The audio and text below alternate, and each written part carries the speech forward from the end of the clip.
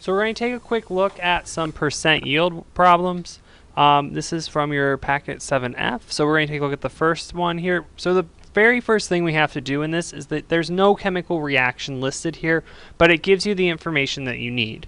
So you have calcium carbonate reacting with phosphoric acid. So calcium carbonate is CaCO3.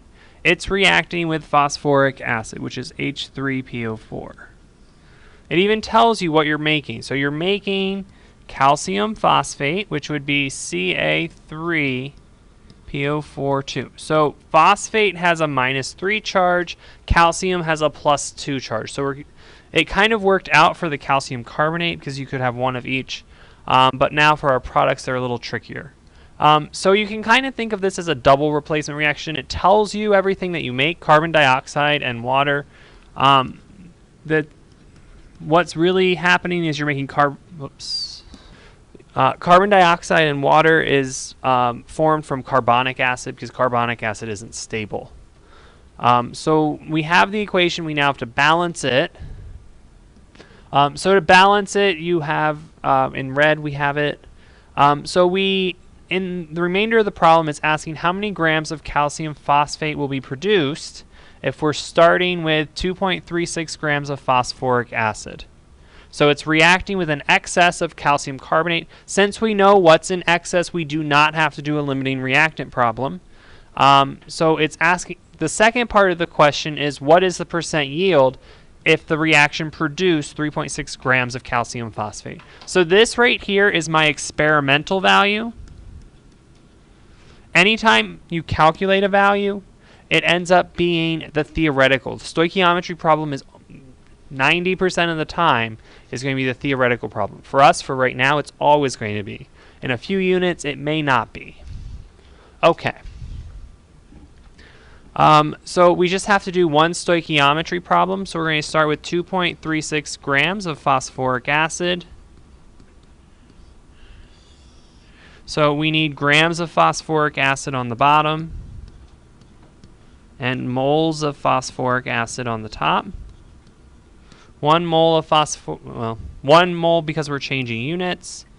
Then we're able to go from moles of phosphoric acid to moles of calcium phosphate, which is Ca3PO42.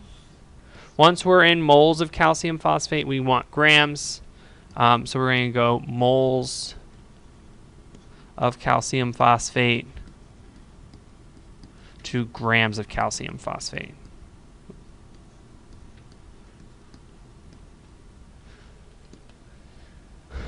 So we can fill in some of our numbers here. Our mole to mole ratio, we're going to have a 1 for the calcium phosphate and a 2 from the phosphoric acid. We'll have a 1 here, and then we just need to calculate the molar masses here, which these are your molar masses on the periodic table. Most of the time that's the value we use because that's the easiest for us to measure. You still could have liters for a gas if you have volume of a gas, or you still could have atoms.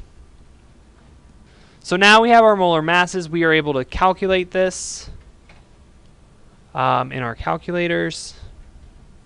Keep in mind we will want 3 sig figs in our answer because we have 3 sig figs initially here. So you should end up with 3.73 grams of calcium phosphate. So again, the amount that you calculate is your theoretical. They want the percent yield. So the percent yield is when you take the experimental, which is 3.60, divided by 3.73 times 100. So the percent yield, this one's the one like a grade. The closer it is to 100, the better your results are. Percent error is the other one where you're calculating the difference. So you should end up with 96.5. You do have 3 sig figs over 3 sig figs to result in 3 sig figs for your percent.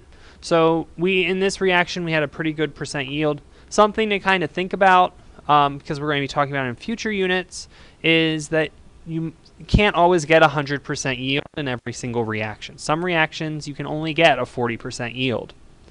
It's just the nature of the reactions.